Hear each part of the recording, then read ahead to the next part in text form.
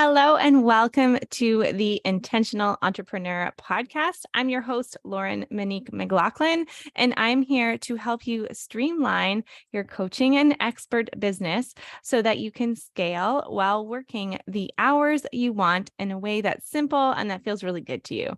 So today we are going to chat about why you want to plan out your next quarter, but in a way that's really simple, in a way that feels easy, and a way that feels good to you. And I'm going to show you I'm going to show you some guiding questions and some simple step-by-step to follow so you can plan out your own quarter. So at the time of this recording, it is the beginning of quarter 3. We are in July, and I really thought about recording this podcast episode because of one of the one-on-one consulting clients that I have been working with this last month. And she has this amazing, I just love her mission. I just get such a kick out of it. I love her mission. I love all the projects that she has on the go. And she was realizing that, to be able to have these different variations of her offer and to have different projects on the go, it was hard to know where she should be focusing her time and how to know what she should be doing. Like, she wanted to be able to automate it and really make the most of her time so that she could also spend time with her kids over the summer. Because if you are like us in the, North America, Western Hemisphere, you are likely on, if you're listening to this live, you might be on summer vacation and your kids might be home with you, or maybe you just want to be able to plan out a next quarter. This is going to be really relevant for you. Even if it's later on in the year, it's going to be able to help you plan out your quarter, and you can use the same steps and strategies to plan out your month too.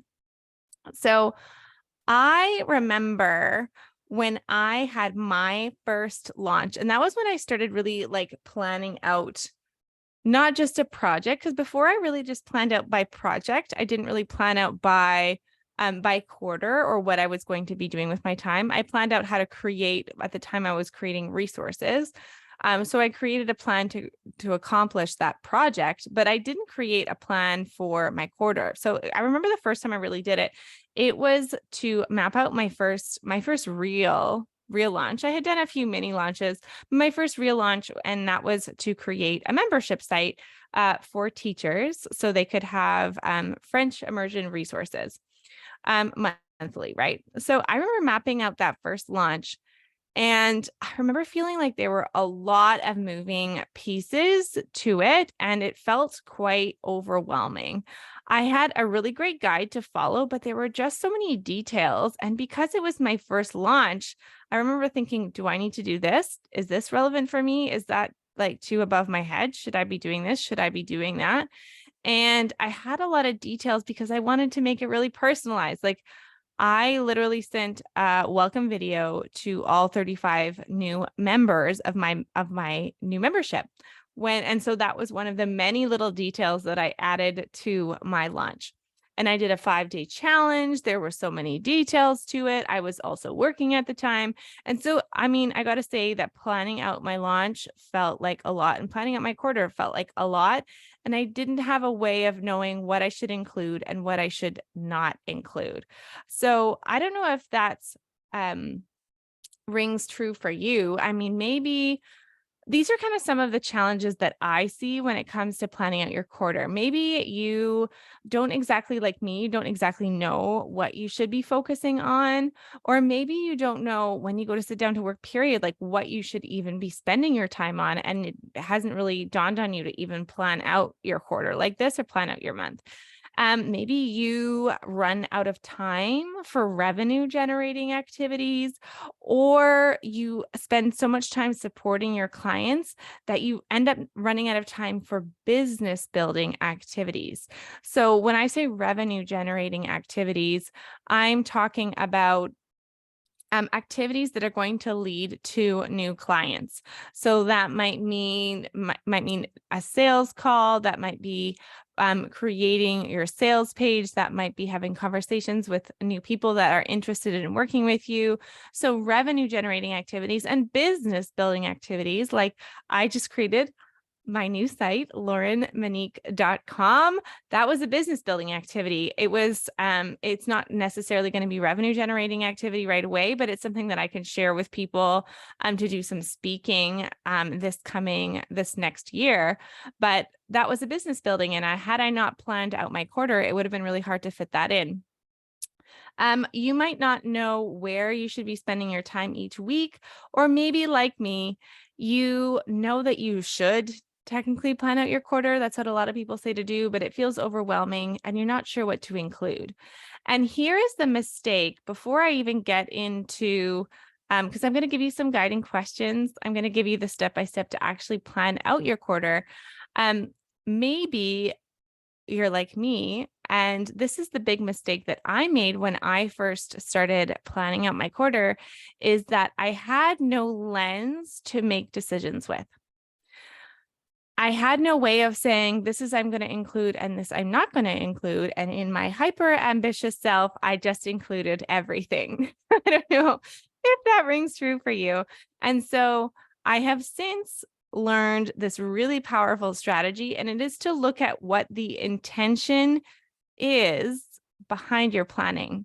So what matters to you about this launch? And that's going to be a really important step in this process that you're going to discover, because really, when I look back, what my intention should have been with that first launch was that it was going to be simple, was that it was the minimum viable product, that it was easy so I could start just working with members and getting to see what their needs were, and then repeating it that same launch, and then adding layers and refining it and making it a little bit maybe more complex or a little bit more robust the next time. But honestly, I didn't know that.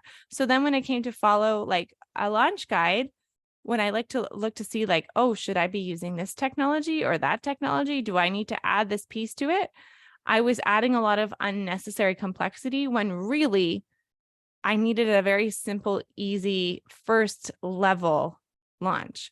So that's going to be an important piece of this when I give you the guiding questions and the step-by-step to follow to plan out your quarter, is to think about what your intention is behind this quarter. And it's going to help you make those decisions later on when you could be doing, because I mean, there's so much freedom when we run our own business, is like, how should you be spending your time?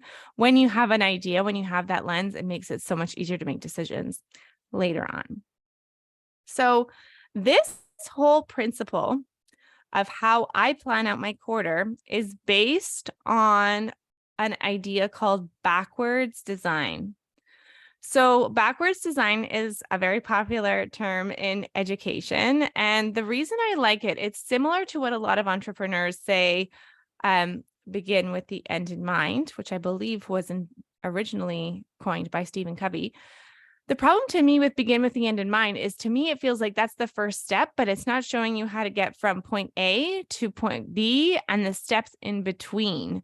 So for me, backwards design is you begin with the end in mind, but then you plan back step by step by step, so you know what your next steps are to get to that end goal. And I'm going to show you how you can do this and give you more examples. So if we were to take a really simple example, if we're deciding where to go and we decide I'm in Vancouver, and to say I wanted to go to Seattle, beginning with the end in mind would be to say, oh, I want to go to Seattle. That's the end point. So I start driving in the way of Seattle. Backwards design would be to say, okay, I want to go to Seattle. I'm starting in Vancouver. Where are the steps? What's the path that I need to get there? And I would start in Seattle and I would work my way backwards to be able to get to Vancouver, and then I would know how to get to Seattle. So that's kind of an example, but I will give you some concrete examples when we go to plan out your quarter. So this episode you can listen to if you're like me, maybe you're listening to it while you're doing the dishes or driving, but you can also take notes and think about these guiding questions, because they are going to help you plan out your quarter in a way that feels simple and easy and right for you. So here are our our steps, and then I'll get into the questions. So the first step is to really start dreaming and reviewing how last quarter went. So this is going to be like the dreaming, like big picture phase. So that's phase 1 or step 1. The second thing to plan is to plan out what your actual concrete strategy goals are.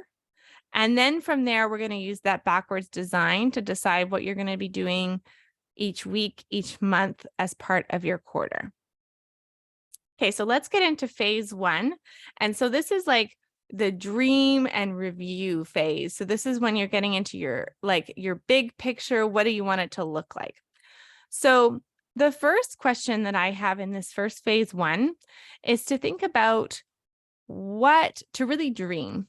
What is it that you want to create? What do you want to be able to accomplish? So for me, I'm thinking in my, so I have 2 sides of my business. I have my teacher entrepreneur business, or my teacher business, and I have my entrepreneur side of my business. So I help language teachers, and I also help online experts and entrepreneurs, right? So when I'm planning out my quarter, one of my dream right now is to think like, I really want to ride that like back to school wave. I want to help as many teachers as possible. Like I really want to feel that energy. So that to me is like that big dream of what I want to create for my quarter 3.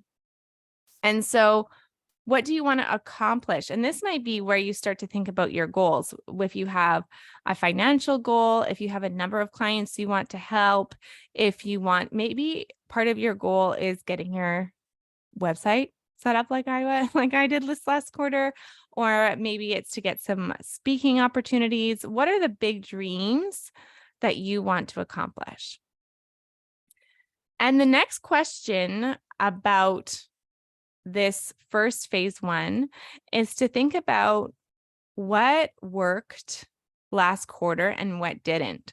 So I like to dream. Now you can do it the other way around if you want, but personally, I like to start with like dreaming and then I look back, because then it's like I'm unencumbered. I'm not thinking about what worked and what didn't work. And I have a tendency to get into that place like, what if this doesn't work? What if this is too much? So I start with my dream and then I review what worked last quarter and what didn't, because that can kind of inform the strategies that you're going to use when you move forward on planning your quarter.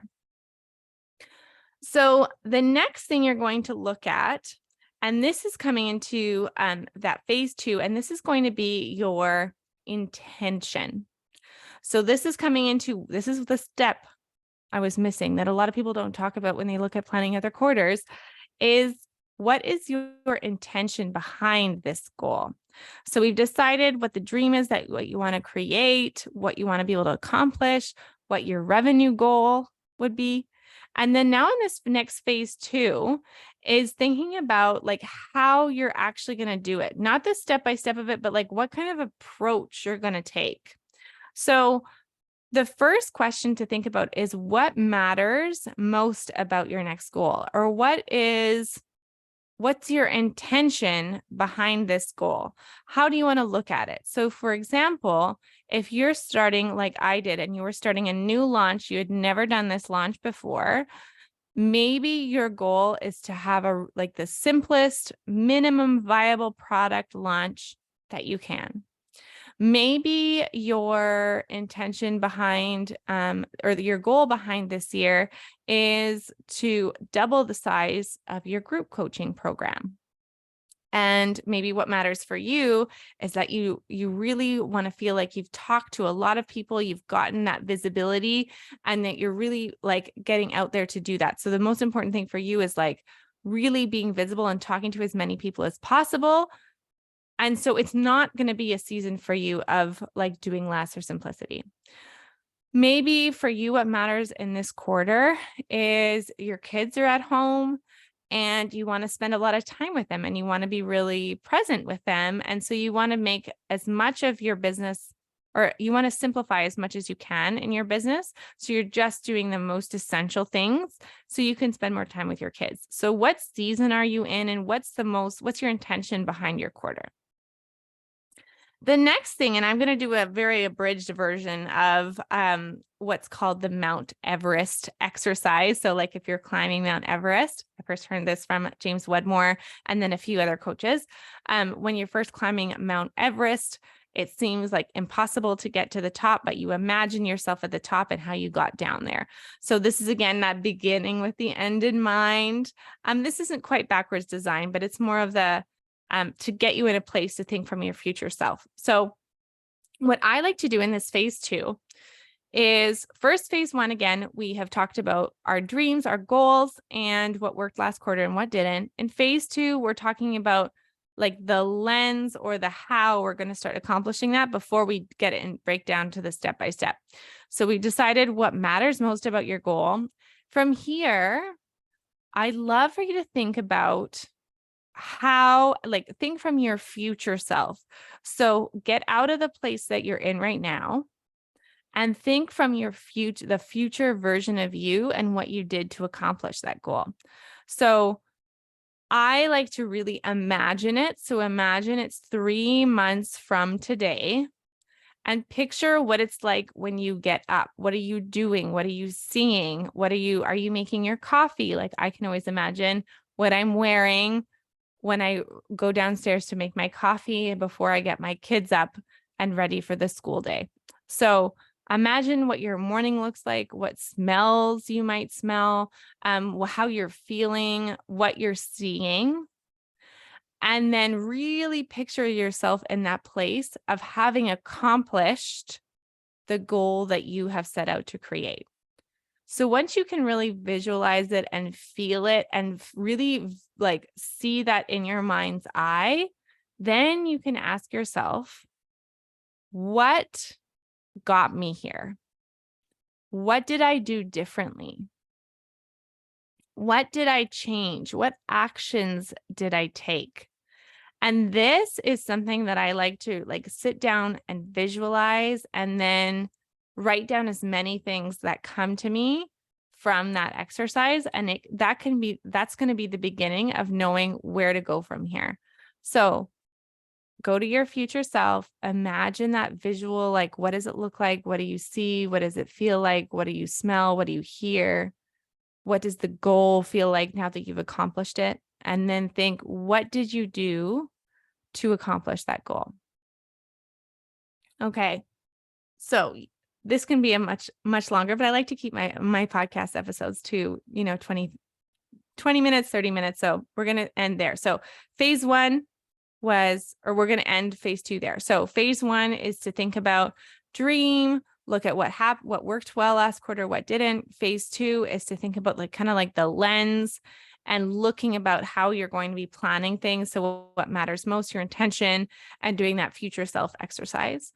And then step 3 is the backwards design.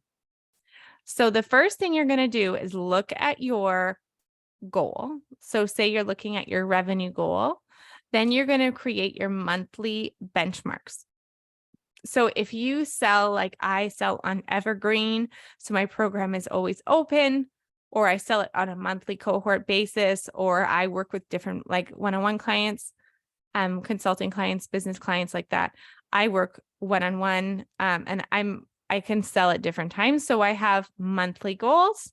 But if you are just doing one launch and you don't have monthly goals, maybe you just have that one revenue goal. So you can decide depending upon what your business model looks like, but you set your revenue goal. And then for me, I set my monthly benchmark. So how much I want to be making monthly in order to get to that revenue goal. Then I want to start planning so you've started planning by quarter, and then you're going to plan by month, and then by weekly focus. So for a revenue goal, you would think by month and then maybe by week, what you want to be making if you wanted to do it that way. What I like to do is to think about what my business building projects are going to be for the quarter and what my revenue generating projects are going to be for the quarter. And that's how I do my backwards design from there. So for this month, for example, I'm going to pull up my notes. My first goal was I want to do a challenge, like a 5-day challenge launch in August. I also thought maybe about doing some more teaching resources for back to school. And so I kind of thought, and then I wanted to do some professional development in September. So those are kind of some of the ideas I had. And this is when I start to backwards design and see if this is actually a feasible goal for me. So I tend to put too much in. So here I would go, okay, so those are kind of my main things that I want to create. When am I going to do each one and what's going to be my focus for the month? So for me, I said in August, I want to have that 5-day challenge. That's going to be my big thing. I might do some collaborations too with other teachers in August. In July, I thought, well, maybe I might participate in this big promo that a lot of French or a lot of language teachers do. I might collaborate with that and get ready for my 5-day challenge, as well as doing my regular onboarding new clients, sales calls, all that kind of stuff. And then in September, my big project is going to be doing PD and just helping all the new teachers that I'm going to be working with in my program. So that's what I started doing. And then I looked week by week. How am I going to backwards design to decide how to get to that place? So what are the main activities I need to do? So if I look at my launch, I've done launches before. I usually do a 5-day kind of challenge around August. So this isn't new, but it is going to be new content this year. So what are the main things I need to do? I need to have, I was looking at it, and this is when I like to kind of just brain dump all of the things that might be included. And then I can create this, like where they go and on what's week and what's on what phase. So I might say, okay, I know I need some content weekly emails for the challenge. I know I need to have invites. I know I need to have landing pages. I might need to have some actual content. Maybe I need a back to school bonus. These are all the different steps I'm thinking of. And then I'm going to put them in sequential order from there. So I know in August, I'm looking at, okay, I'm going to look at my launch. I'm probably going to have that the second week of August. So the week before that, what would I need to have ready? Okay, well, the last thing I would need to have ready would probably be the content and weekly emails that are going to go out the day of the 5-day challenge. So I'm going to put that in week 1 in August, and then I'm going to move backwards from there. Okay, so I have that stuff. What do I need to get in order to actually get those people in my challenge? Okay, well, I'll need to have invites and I'll need to have a landing page. Okay, so then I need to have my tech ready for that. Oh, but I'd also need to have all the emails to have the people who signed up for my challenge coming to my challenge. So I would start to look at those and I would move back and back and back. So for me, I said week 2 of August is going to be my challenge. So week 1, I'm going to have content and weekly emails that I'm going to create. And then the last week of July is going to be buffer time for me, because I always like to include buffer time. The week before that is going to be all my invites, my landing page, all of the tech stuff to start sending out to my email list. Hey, I'm doing this thing that's going to be in August. I have a VA, so it's going to help me, and she'll help me out a lot with it. So I know that that's like a reasonable amount of time for me. But for me, what matters about the challenge is still that it's going to be pretty simple. So I don't want to have a lot of additions to it. So that's going to feel good for me because that's coming back to my intention. So I do that basically based on the project. I'll list out the activities I need to do, and then I try and like a puzzle, put them in where it needs to be at the end, what needs to be at the beginning, and go sequentially from there. I'd love to know if you're listening to this. I'm starting to teach this to entrepreneurs, and entrepreneurs have a lot of questions about this. So if you do have a question and you're wondering as you're listening to this, you want some more examples, you want to see how this works for you, send me a DM on Instagram at I am Lauren Monique. I would love to help you out because it's one of those things I'm refining as I go, how I can teach it to you. The last step of this phase, so we've planned out what are our goals for the quarter, then what are the projects for the month, and then we break it down week by week for a focus every week. My last piece, and this is part of keeping it simple, is to strip down. Is it too much? So this was one of those things that I looked at it again and I said, okay, I wanted to create some extra resources in July. And then I'm like, that is not going to move the needle forward in my business the way I want to. It's not going to create the revenue I want to. It's not moving me towards where I really want to go, which is still, I love coaching. I love consulting with entrepreneurs. Creating resources is not my favorite thing. So I looked at that and decided, nix. I'm going to nix that. It's not really moving the needle. I added too many layers into my quarterly plan. So that's the last way to keep it simple, is to look at the end. Have you put too much? Do you need to take away? And make sure that you have buffer time for when things go awry. Maybe you have a kid who's sick. Maybe you get sick. Maybe you have tech glitches or whatever interruptions happen. You have a buffer so that you don't need to stress that you're delayed behind on this plan that you created for yourself. So I want to review, before we end out the episode, what are the phases and the guiding questions. So phase 1 is looking at like your big picture. So you're dreaming, what do you want to accomplish? What do you want to create? And you're looking what worked last quarter or last month and what didn't.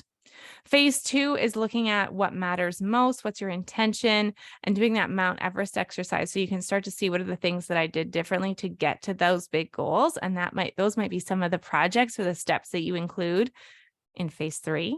And then phase 3 is to take those projects that you set out in your goal and what you looked at in your Mount Everest exercise and set out what your projects are by month and then by weekly focus.